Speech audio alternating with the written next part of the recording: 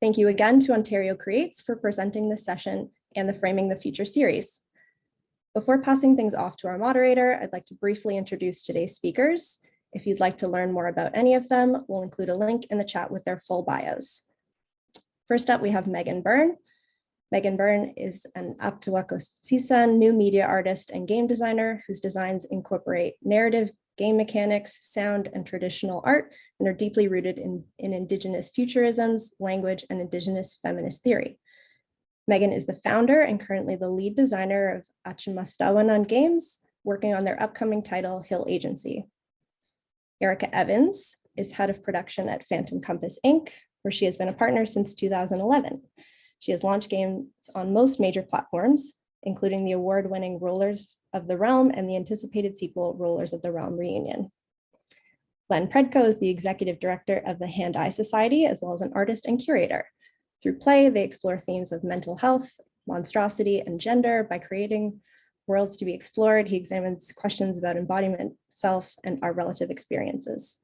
And now I will pass it off to our moderator for this session, screen-based media consultant, Kelly Lynn Ashton. Thank you and welcome.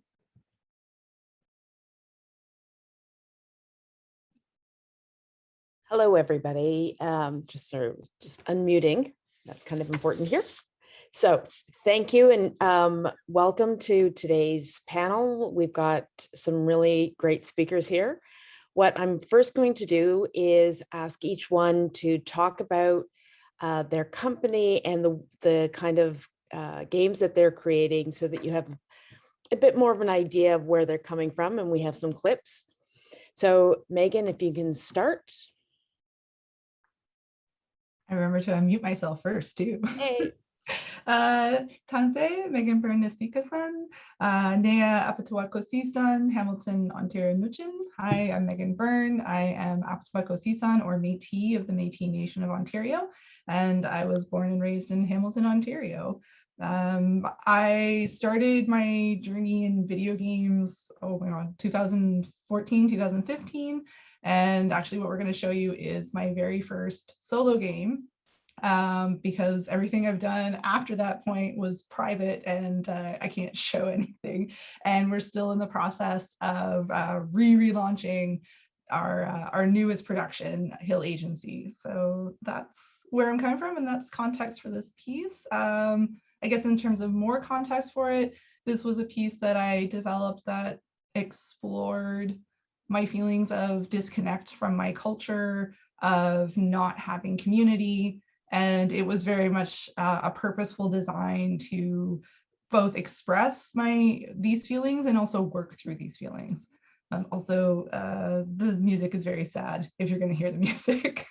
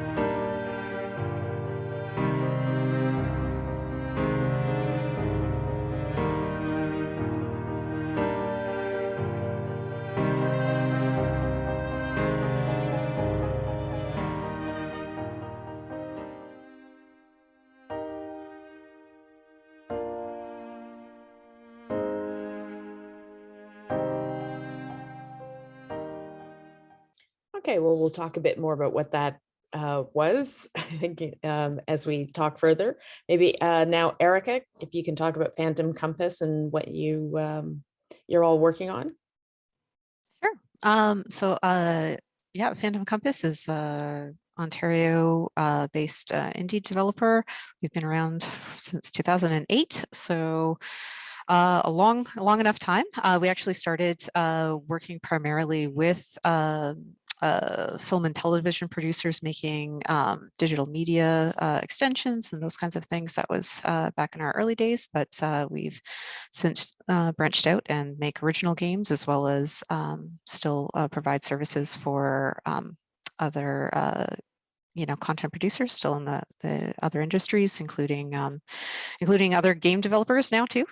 And yeah, so I'm going to be talking about one of our original games.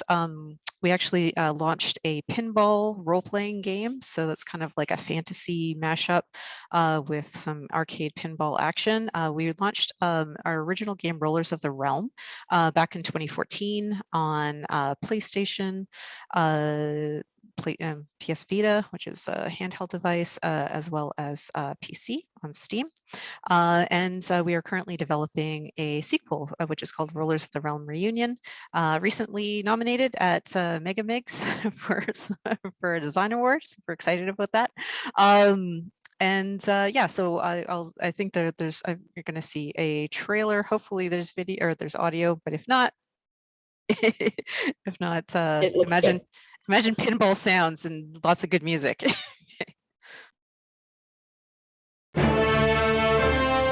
I was a street rat who'd lost her dog.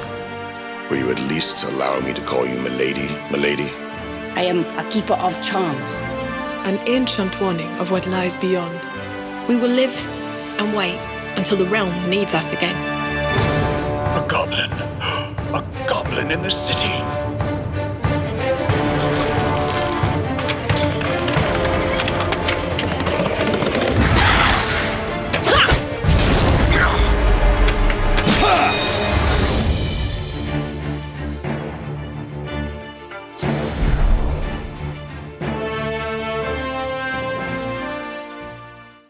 So they've fixed the audio issues clearly based on that, but let's go through Lynne first, and then we'll go back and play Meagan's after that. So Lynne, if you can go. Hi, I'm Lynne Predko. I'm the executive director of the Hand-Eye Society, as well. I'm the community manager of a studio called Kitten Cup Studio. To give a little bit of context, Hand-Eye Society is an arts organization that focuses on serving folks who are interested in getting into video games or exploring video games as artistic practice. We actually have an event that is coming up November 13th and 14th, which is Wordplay, which is a celebration of writing in video games. And Kitten Cup Studio is working on a game called Pico, which is what the trailer that you're going to see, which is coming out 2022 mid to later in the year. We're not doing dates yet, so we hope that you enjoyed this trailer.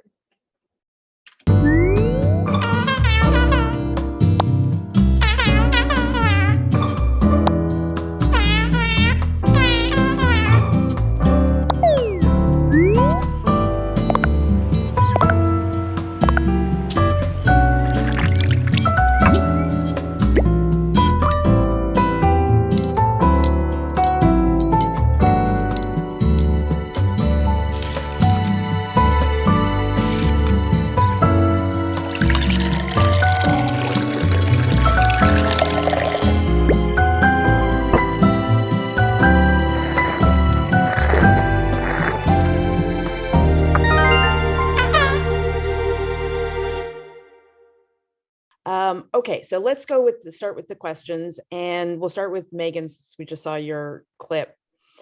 First thing I want to talk about is audience engagement strategies. So you've got a game coming out in the winter. What are you doing to prepare for that? This is a really big question, and you can take it from whichever angle you want to in terms of going after building audience, funders, looking for distributors. So we actually, this game has been a long time in development. We actually, or I with a totally different team, actually started in 2017. And originally it was just going to be like a very simple I guess light novel dating sim kind of detective piece. And then as we kind of kept working on it and the team changed over, started moving more towards like, let's try to make an actual detective game.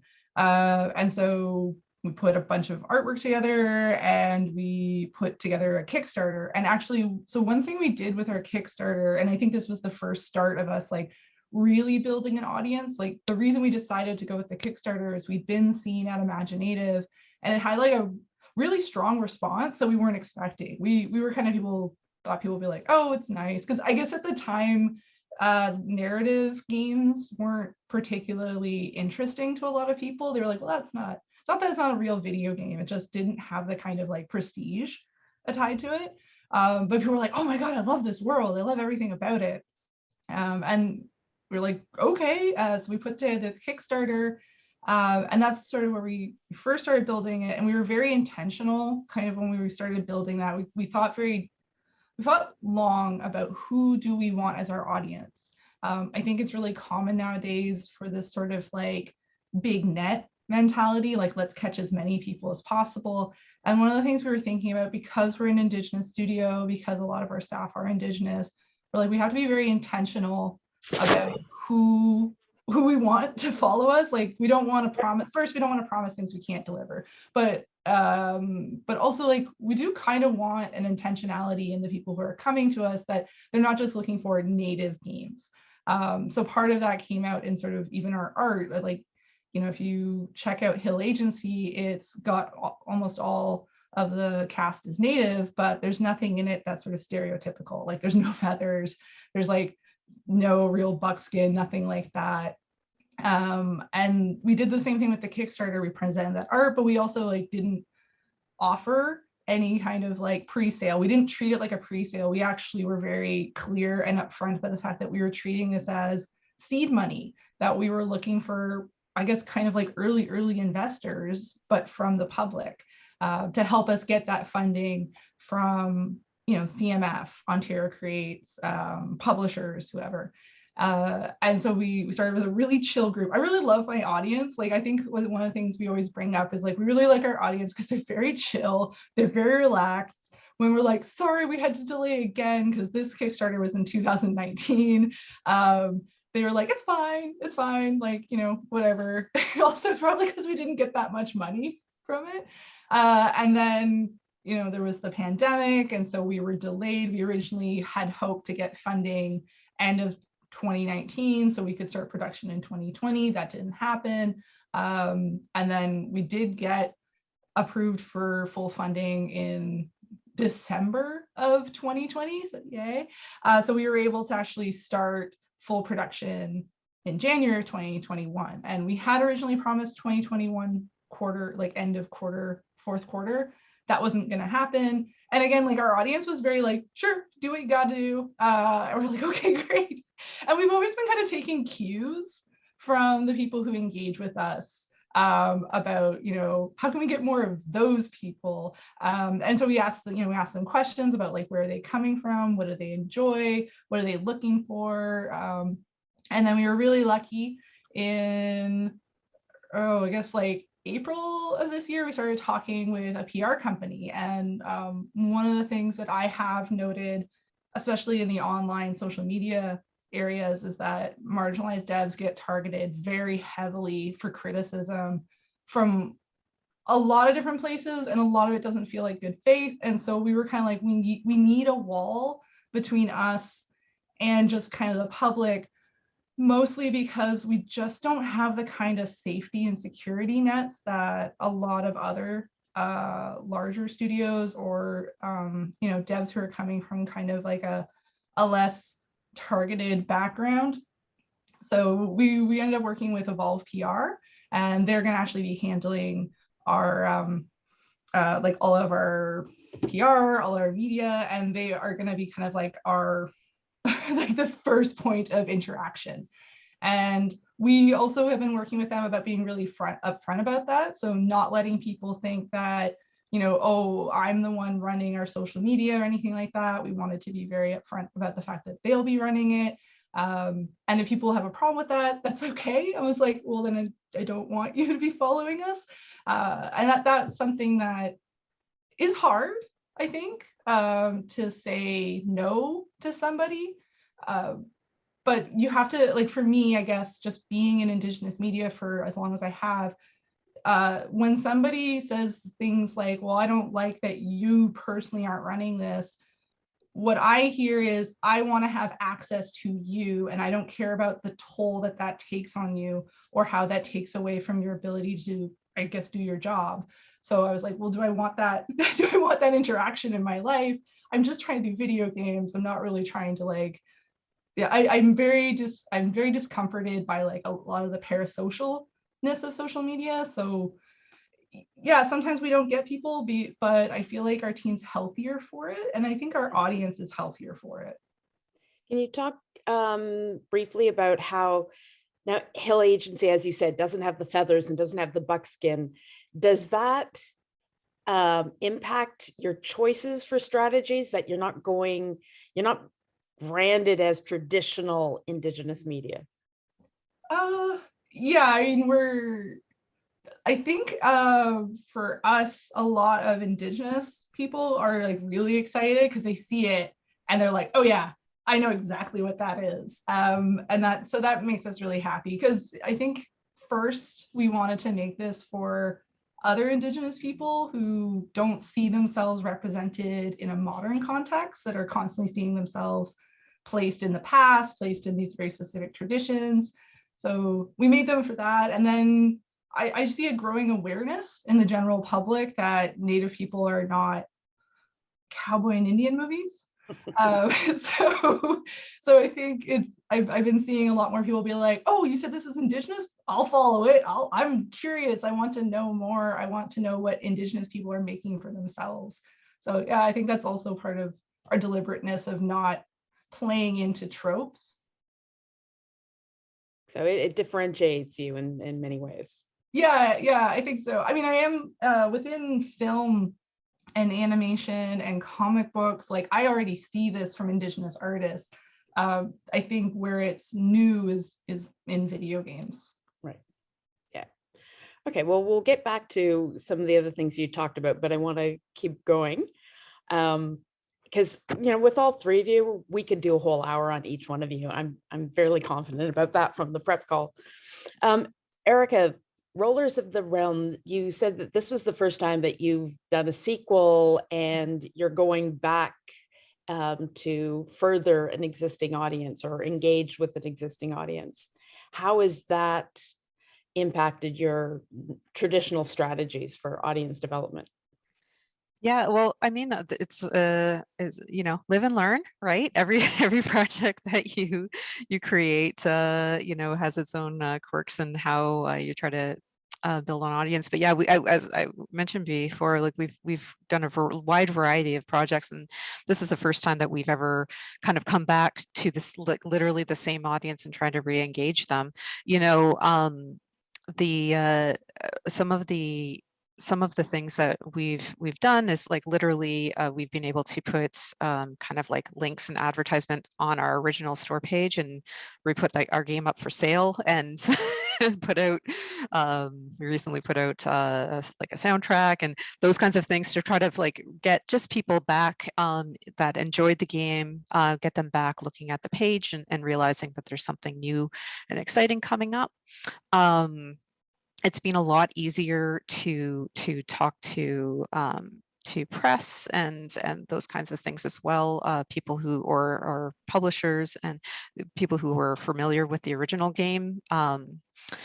But the one thing that we really learned is that from our experience marketing the first pinball RPG is that indie, because we are an indie game studio, and it is, when you're mashing up two weird things, you don't end up necessarily capturing the pinball aficionados or the RPG lovers, right? You end up getting people who like weird games and, like, want to play new experiences. So that was something that we learned the hard way on the first game, and so we've changed our strategy a little bit with this new game, and really focusing on indies and where indie gamers already are, rather than I think Meagan was talking about casting the wide net.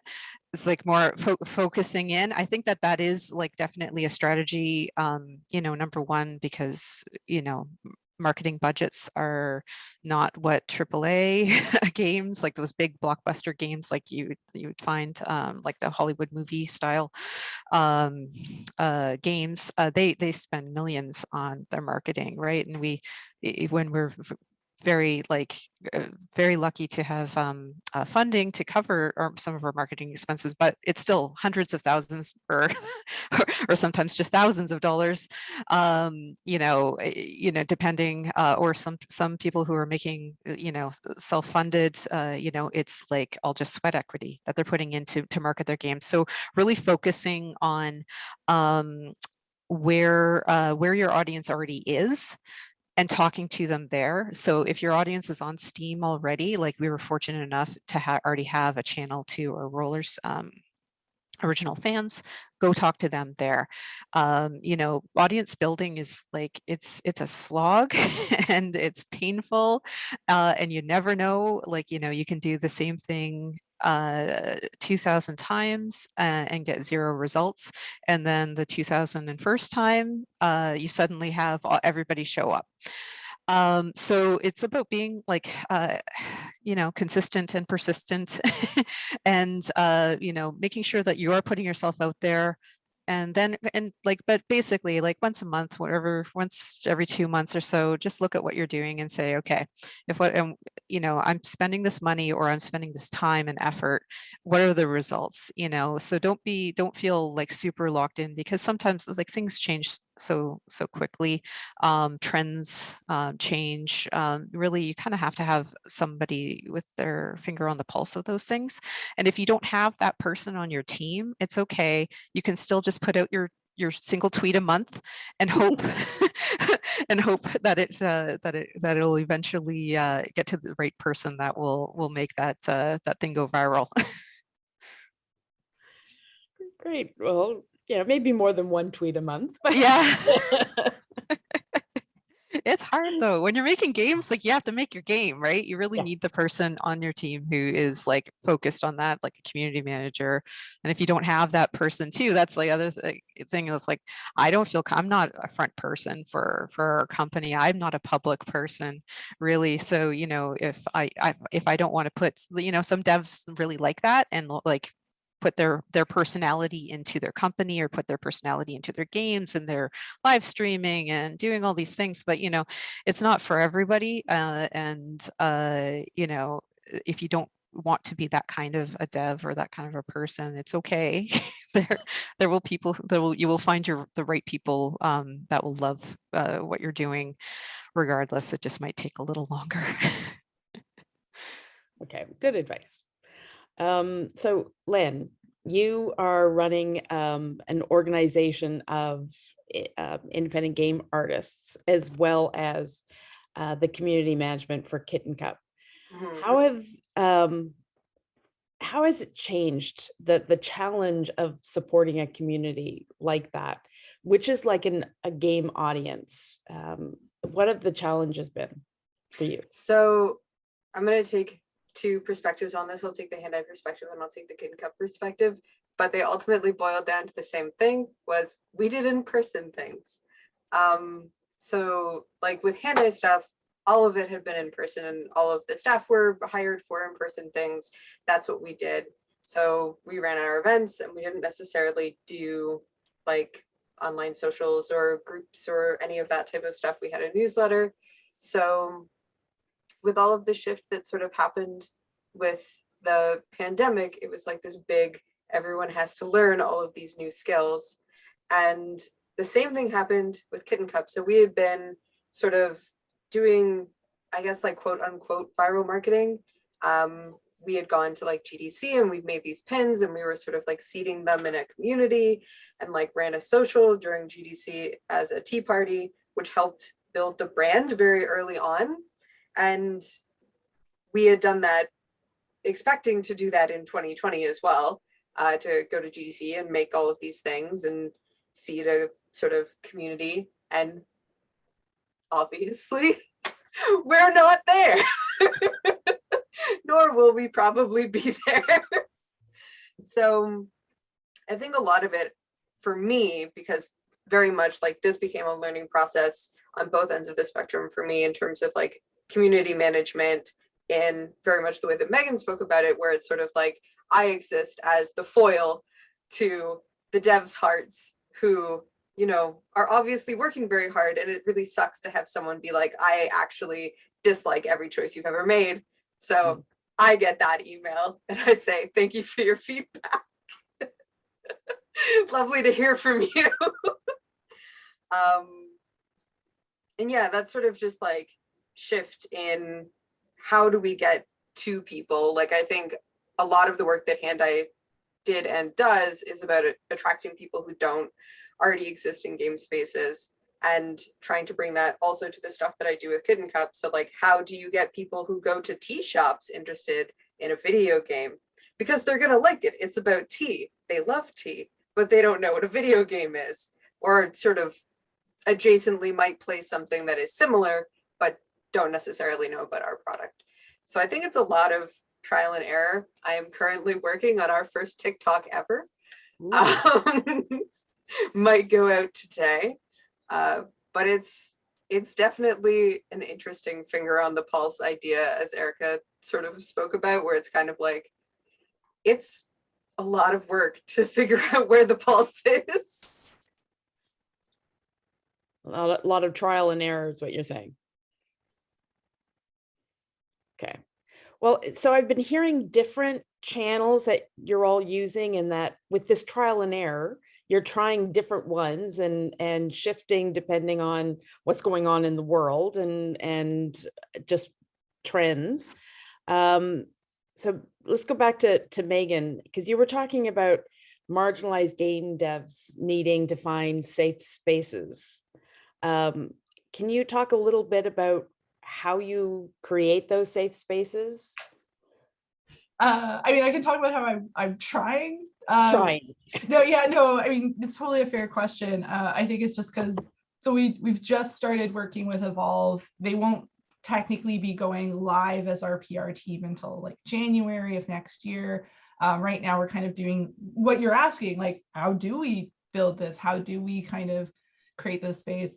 I think part of it is so right off the bat, we don't go into spaces that we know are going to be hostile or going to have, I guess, hostility to just like the idea of a marginalized dev.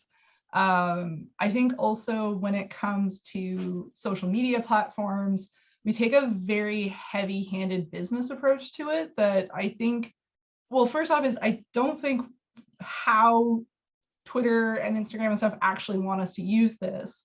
But I've actually been looking at a lot of Japanese devs who've been on Twitter since like the beginning, and like, how did they create, I guess, the Twitter they want Twitter to be? And so things that, so while we do engage with kind of like the political of being Indigenous, one of the kind of the mandates we made for our Twitter and our Instagram was that we were always going to try to uplift voices, and if need be, focus on sort of like positive moves forward, while also, of course, like, you know, I guess setting expectations is kind of how we create that safe space. Is so if you go in and you check our Twitter feed, you kind of get a good idea of like who we are, what we believe in, what we strongly believe in, but, you know, also you can see that we like uplifting other voices. So that kind of sets the tone. And then generally, I think one of the things that we have not done on purpose is we haven't done a lot of calls to actions, because we don't actually think we can handle, from up till now, we didn't feel like we could actually handle engagement on that level. And so we didn't try to say things that would get people talking necessarily to us. We didn't ask people to give feedback or anything like that. If we did, it would be through like forms. And so initially creating that safe space for us was knowing our limits. we're making the thing. We up till now, we didn't have a PR team or a community manager. So we had to think about things like that. We've also kind of ex-nayed anything that would put anybody from the public in direct contact with anybody on the team. So, we forego the Discord, and that's literally because, and I suppose this is part of our worldview is if we're going to engage in these things, we want it to be sort of as long as possible. We want it to be like a lifetime commitment. Like we don't see Discords or interactions with our fans as something that like, oh, it's one and done. So when we thought about it that way, we were very careful about like, what are the things that we can or can't handle post-launch? Could we handle a Discord? No, we can't handle a Discord, especially like once our PR team's gone. Can we afford to have someone come on and just keep maintaining that? No, we can't. So I think creating safe space is also about setting boundaries, knowing yourself, knowing your limits, working within those limits. And of course, like we're always kind of like pushing out and checking. You're like, oh, could we handle this? Yeah, we could handle this. Okay, we're going to push out a little bit more. We're going to do a Q&A. So that's kind of also that sort of stuff. And we're still really early days. Like nobody has any expectations for our studio. So nobody knows who we are. We're not I don't know, we're not like I don't want to use the Ubisoft experience example, but like we're not a name brand. So nobody's coming to us with any expectations. And that makes it easier to create that safe space. Going forward, I don't know. I think part of my philosophy is like fan spaces should probably stay in the hands of the fans. And that we as devs, I think especially marginalized devs, shouldn't seek to sort of moderate those fan spaces for them. I think, well, for me, I think lots of toxic stuff happens in fan spaces, but then I don't have to see that. I don't have to see people arguing about my characters and how they look and stuff like that. I can let them sort that out somewhere else and then only see the really nice cosplays and stuff. I think there's a benefit to that. I think that's a safe space both for the devs and for the audience, because you don't want a situation where you like start hating your audience because you've kind of opened yourself up too much to them and realize that that wasn't what you wanted. And I don't want that to happen. So I think that's why we kind of stay distant anti-style. I like that, anti-style. Okay. Now, Lynne, you have said before that you like using Discord because it doesn't have the toxicity of, say, a Twitter or Twitch. Can you talk about that? Sure. I think like part of what is powerful about Discord to me is that it's a reinvigoration of a much earlier internet concept that we've kind of lost as we've moved onto like platform specific monopolies, where you can just curate it with exactly who you want. And this is sort of like outside of the context of necessarily running a games Discord or a community-based Discord, but like I have many Discords that are just groups of my friends, and how you can sort of like telescope in and out of having permeability to your spaces and curating those spaces in a way that social media really doesn't allow you to do anymore. Like, while you can filter all of your Twitter and all of your Twitch and all of these things, like, I think, especially in like the past month with Twitch, in terms of like what was happening with hate rates, like there's actually an extreme lack of control that you can have over your space as a content creator or as a curator or as a community manager. And I think that Discords have a lot more of those tools readily available to people in a very customizable way, like whether or not it's bots or it's like Discord native, you can then really create a lot of different checks to make sure that the people that you're letting in are genuinely interested in the thing that you're doing. Okay, great. Ericka, you said that you've got very specific uses for Twitter, that it's still part of your toolkit, but you're limiting what you're doing with it. Yeah. We used to have a much broader approach to socials, but we've really scaled back to, just more for like focusing time and effort, and where building on where we already have our biggest audience, rather than trying to spreading ourselves too thin. But I think for us, like we've tried both having a like we have a Rollers of the Realm Twitter, and we also have a Phantom Compass Twitter. It was something that we started way back in like 2012 or whatever. I think, since we've done that, we've decided that it's actually better if people are going to follow us, we'd rather just have one place for people to follow. So, it's once again, live and learn. We would have potentially in the future, if we would have known what we would have known with the crystal ball, we might not have done that. But I think it's also it was a way for us to control our community a little bit, which was good, because when we first launched Rollers of the Realm, we went with a publisher, and they took over our Facebook page. They didn't take over our Twitter, but they took over our Facebook page and our website and the Steam page. And so we lost there was like a very big break in our we were doing the one-to-one engagement with our people who are interested in our game. And then when the publisher, which was, which is what we hired them to do, really, like we were partnered together to do those things. But when they took control, we lost that strong connection that a lot of gamers do like, where they want to know all your business. I don't know if that's quite this, it's the same. It's kind of weird. Like it's a weird industry if for people in film and television. Like you think that people like, oh, they want to know all the gossip about your show. It's nothing. Like the video games, it's like they want to know what you're drinking and eating and they want to know all the details. So anyways, but with that level of, we lost that level of engagement. So for now, we've just really now that we've gotten all of our channels back, we've just decided to focus in mostly on Twitter, just because that's we already have people who are following, and as I said, may as well focus on where we're at, and then we also use our Steam. Steam already has a community like literally built in. There are community channels right built into their software. So those are the places that we focus. We do have a Discord as well. We just, it's there. We use it to engage mostly with playtesters. And we have our, there's some people who've been following us and they play every single game that we've ever made, and they're awesome. They're great supporters of the company, but it isn't necessarily what we're using to grow or collect people there. Right.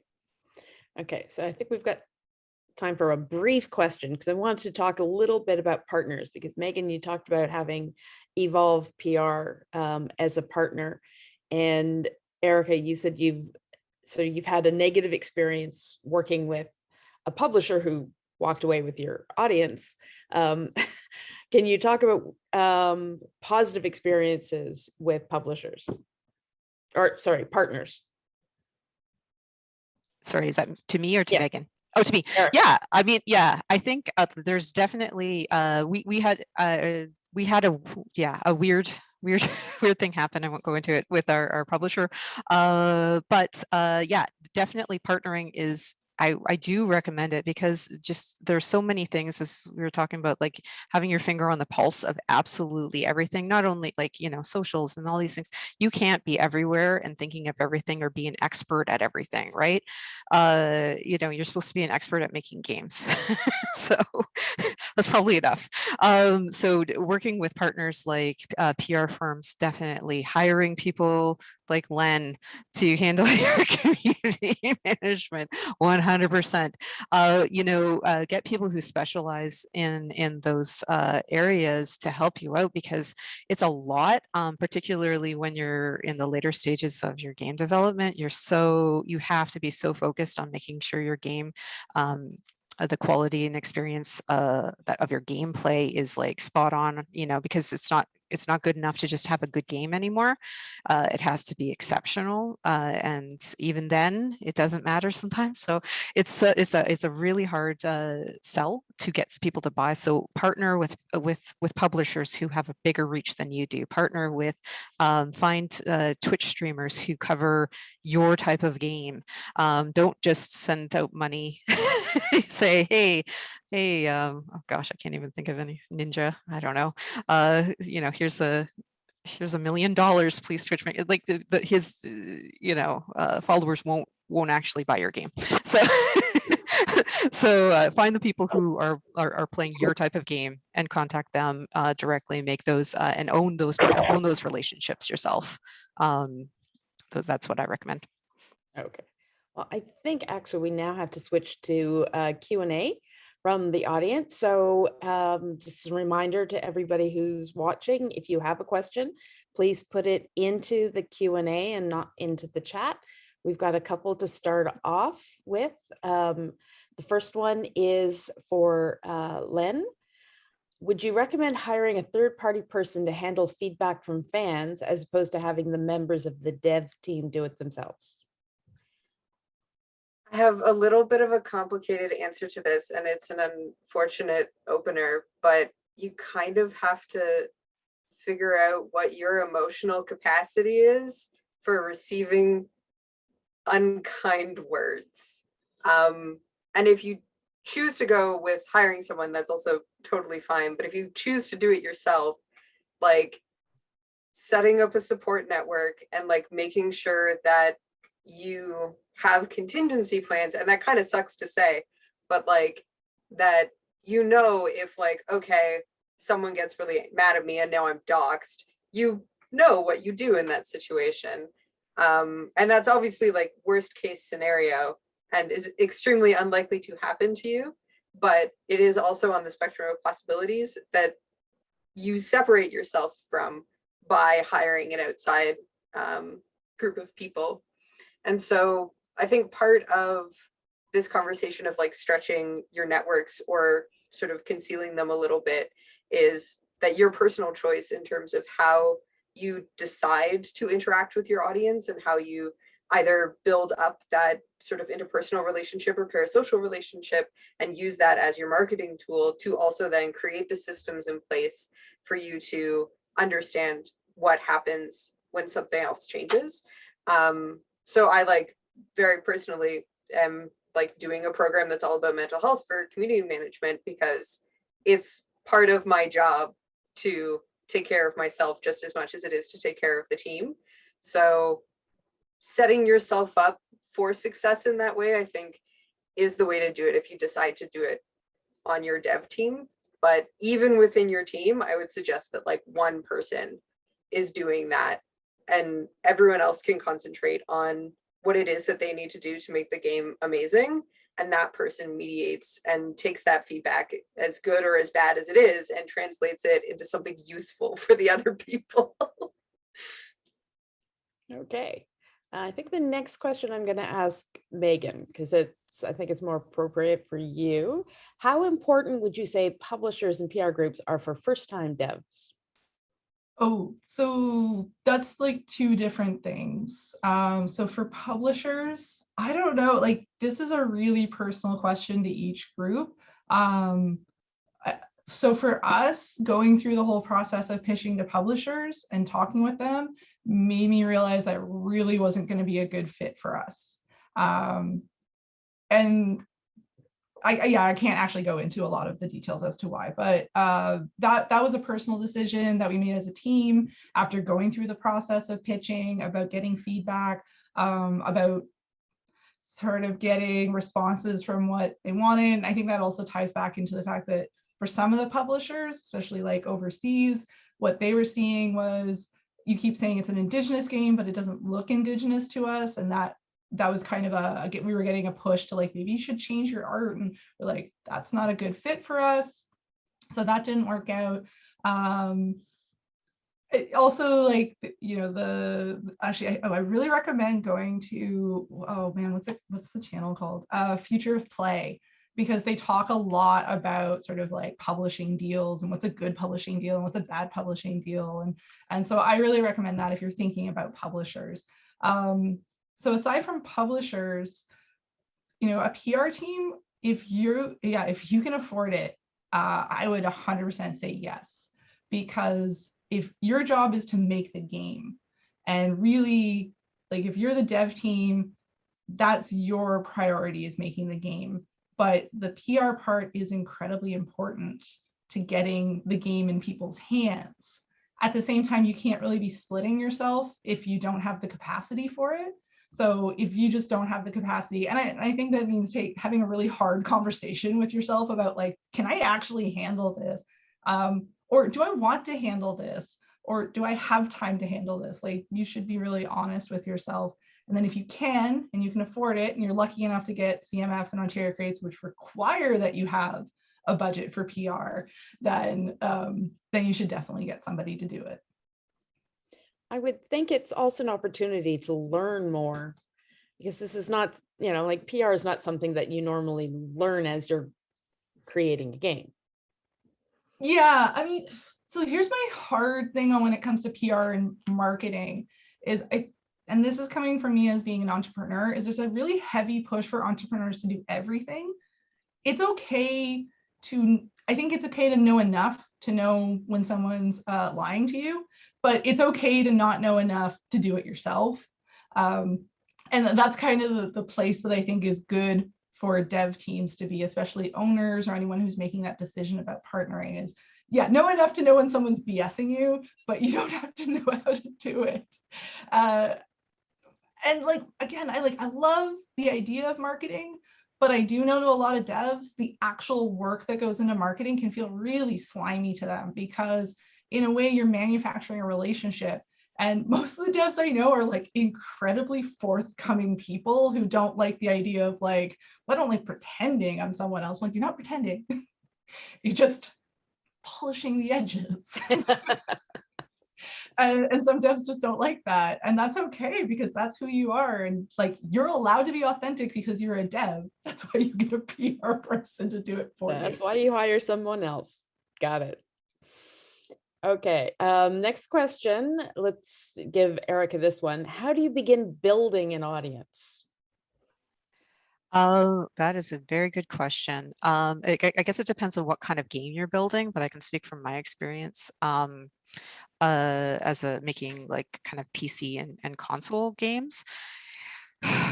It's really, you just kind of have to start like basically seeding all the channels like as early. I would still say that that's probably just even for your own timeline, being able to manage things, start seeding things early. So get all of the content you need to put up a store page, like a preview, like coming soon, so you can start collecting wish lists.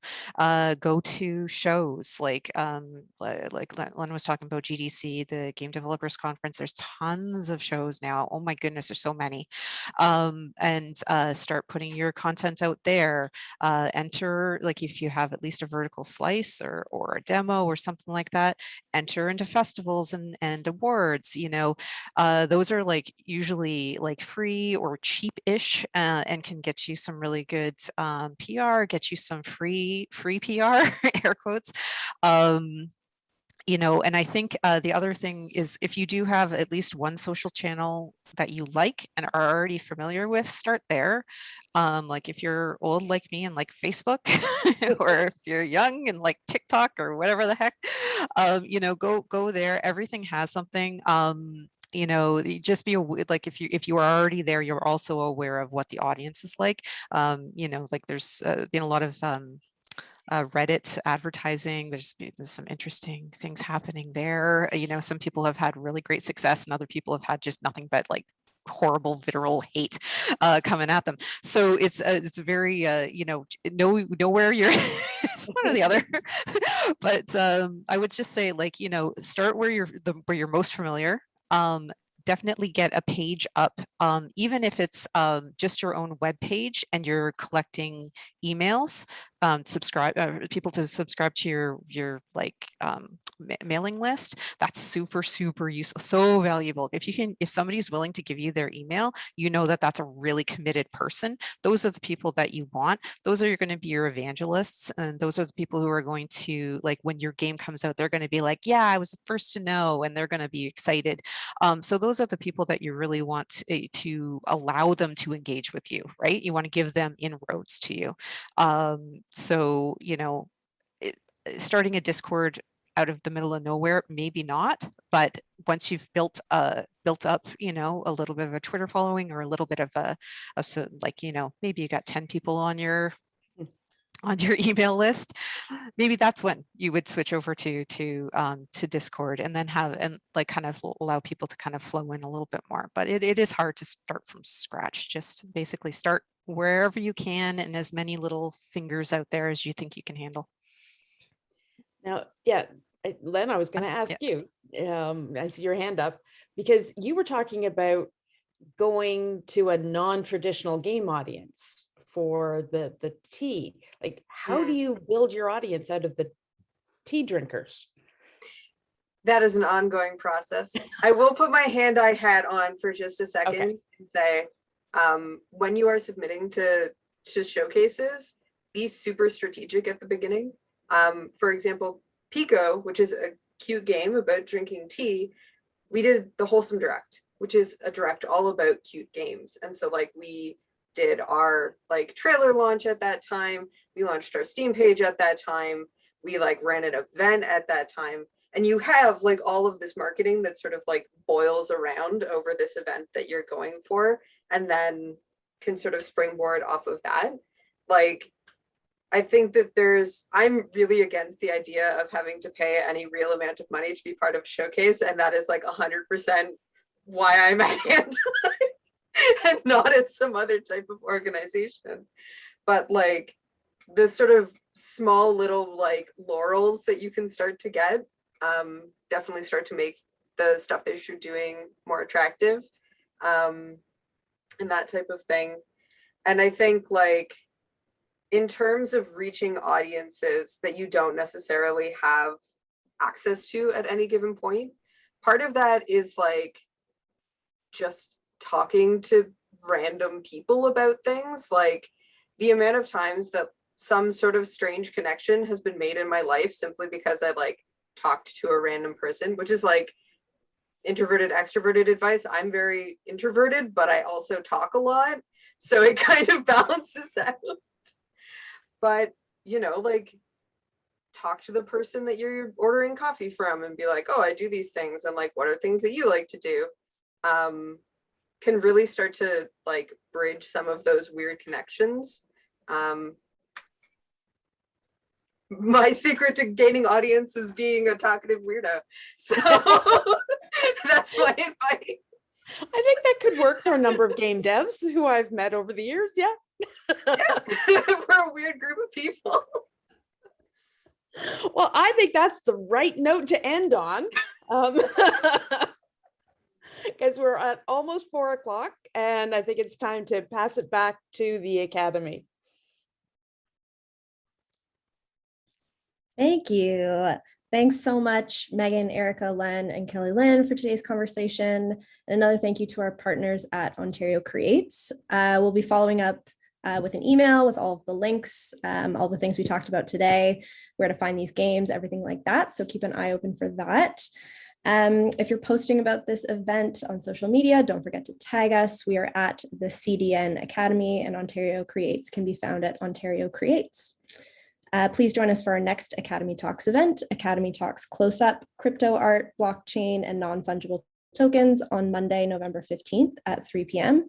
Our panel will discuss what crypto art is and where innovation is happening, how we can apply blockchain to indie film financing and distribution of shorts, features, and music videos. The event is free for Academy members, and details can be found at academy.ca. So thanks again, and we'll hope to see you all soon.